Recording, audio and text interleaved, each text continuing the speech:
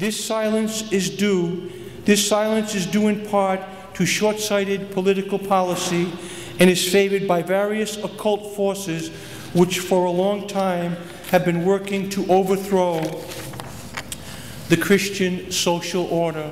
And so, it is not merely the words of theologians, but it is the very words of the Vicar of Christ, this movement that breathes with the same heart and the same lungs against the Christian order, and so its purpose is to bring about that Christian order.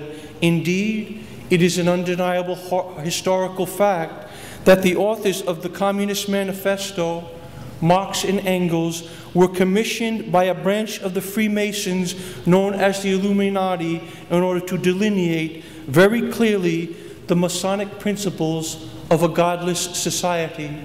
So it was not in some amorphous vacuum that the Mother of God came on that faithful day and that faithful year. She came to warn each and every member of the human family of a grave peril that was coming amongst the world, a grave peril that perhaps even makes the fall of our first parents pale in comparison, because now it is a movement that will specifically target the incarnation of the Son of God, His manifestation of Himself in human flesh, in human society, and it would attempt to bring down completely and totally that institute that He had established as a safe haven, that is, true peace, to be found in this world, can be found ultimately only in the bosom of Holy Mother Church.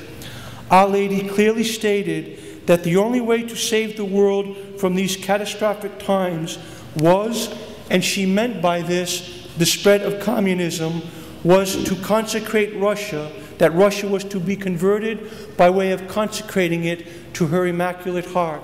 And so we learn that the conversion she spoke was not merely Christianity.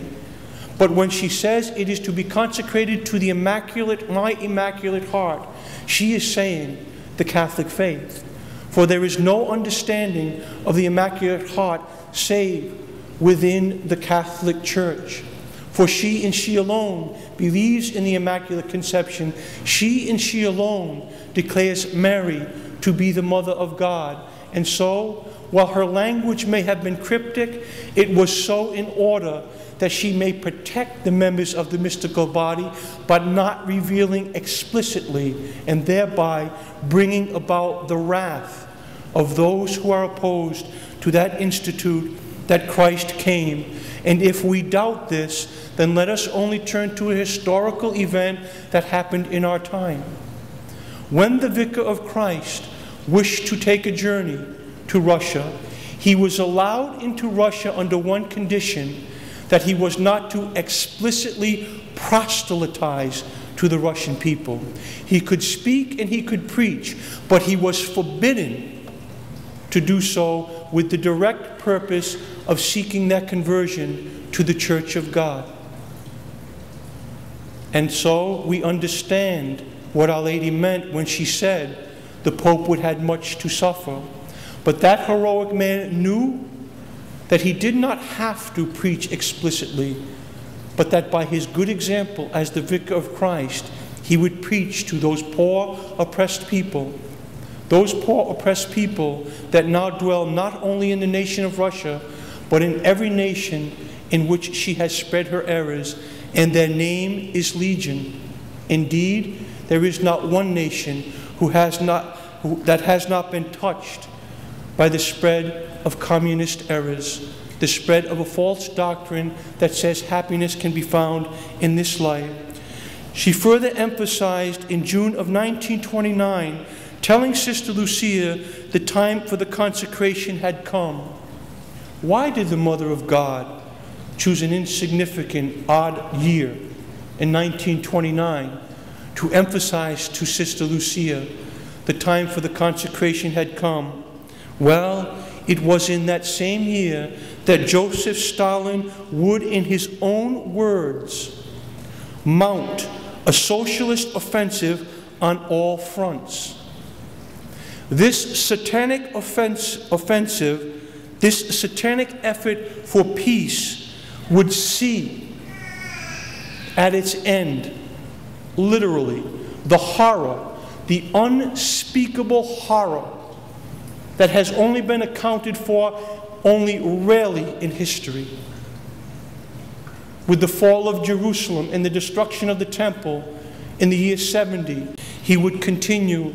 Nevertheless, the struggle between good and evil remained in the world as a sad legacy of the original fall, nor has the ancient temper ever ceased to deceive mankind with false promises. The ancient tempter, what is his false promise? You will be like God. God is jealous, and he doesn't want you to eat of the forbidden fruit, because as soon as you do, you will see yourself as equal in knowledge to him, equal in power to him, and you too can be all present. The simple answer is, good luck. We don't even know none of us, if we have hair remaining, can number the hairs on our head. But God can do so without any error for each and every one of us present here and each and every soul in the world. He can tell us things about ourselves that we can't even tell us, that is observable. And yet, the tempter tells us we are equal. And so, it is on this account that one convulsion following upon another has marked the passage of the centuries down to the revolution of our own days. This modern revolution, it may be said, has actually broken out or threatens everywhere. And it exceeds in amplitude and violence anything yet experienced in the preceding persecutions launched against the church. Entire peoples find themselves in danger of falling back into a barbarism worse than that which oppressed the greater part of the world at the coming of the Redeemer. To this all too imminent danger, venerable brethren, as you have already surmised, is Bolshevistic and atheistic communism, which aims at upsetting the social order and at undermining the very foundations of Christian civilization.